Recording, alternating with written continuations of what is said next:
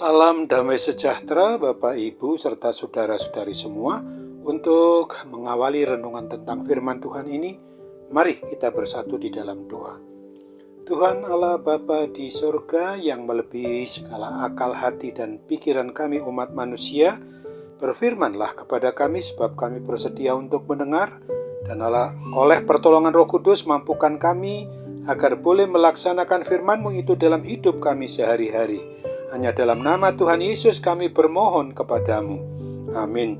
Sebagai nas renungan firman Tuhan pada hari ini diambil dari Keluaran 31 ayat 1 sampai 3 yang berbunyi demikian. Berfirmanlah Tuhan kepada Musa, "Lihat, telah kutunjuk Bezaleel bin Uri bin Hur dari suku Yehuda, dan telah kupenuhi dia dengan roh Allah, dengan keahlian dan pengertian dan pengetahuan dalam segala macam pekerjaan."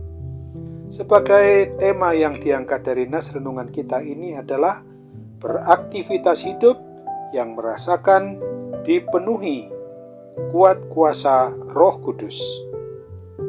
Ada banyak sekali orang Kristen, yaitu orang yang mengaku sebagai pribadi yang beriman, yang percaya kepada Kristus, memaknai hidup yang dipenuhi oleh karya Roh Kudus mengenai hal-hal yang spektakuler atau yang mengagumkan.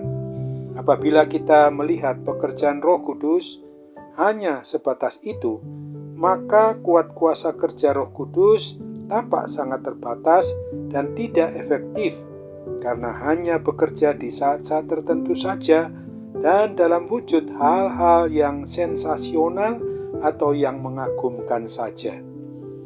Apakah kita pernah berpikir bahwa ketika kita melakukan pekerjaan sehari-hari, seharusnya juga dilakukan berdasarkan pada dorongan kuat kuasa Roh Kudus?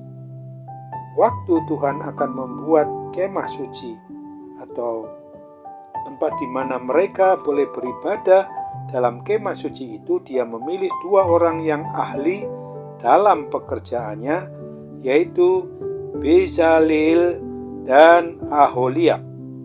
Yang menarik adalah mereka bekerja dengan pimpinan Roh Tuhan, bukan hanya dengan skill atau keahlian mereka saja, seperti yang dituliskan pada nas renungan kita pada hari ini.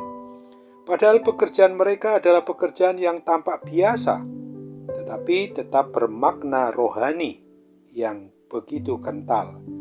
Bisa dibayangkan ketika mereka mengasah batu pertama, mengukir kayu, menenun kain dengan jarum dan benang yang ada di tangannya, orang-orang mungkin melihat semuanya adalah pekerjaan biasa.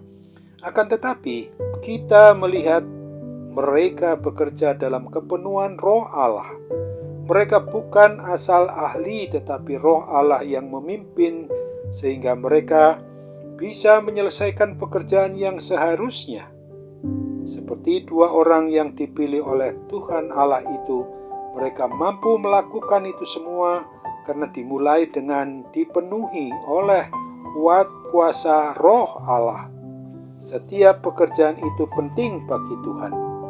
Sesungguhnya kita perlu dan selalu harus ingat apa yang diungkapkan pada Efesus 2 ayat 10 ini. Karena kita ini buatan Allah, diciptakan dalam Kristus Yesus untuk melakukan pekerjaan baik yang dipersiapkan Allah sebelumnya.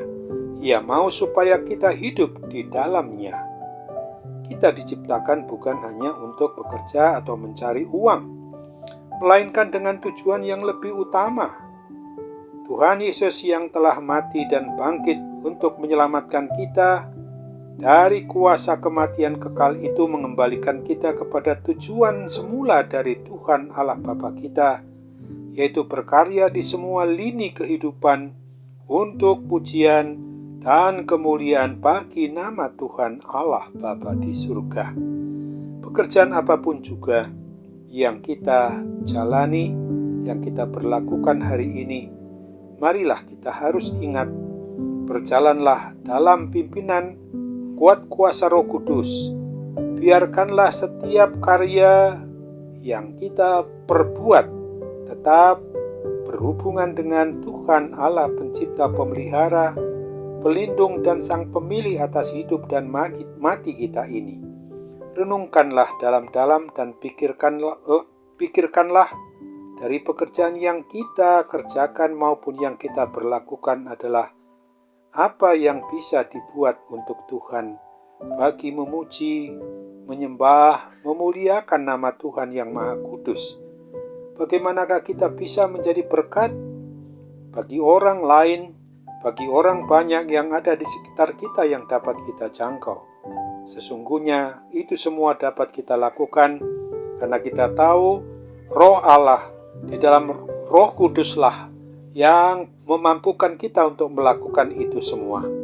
Amin. Mari kita kembali bersatu dalam doa.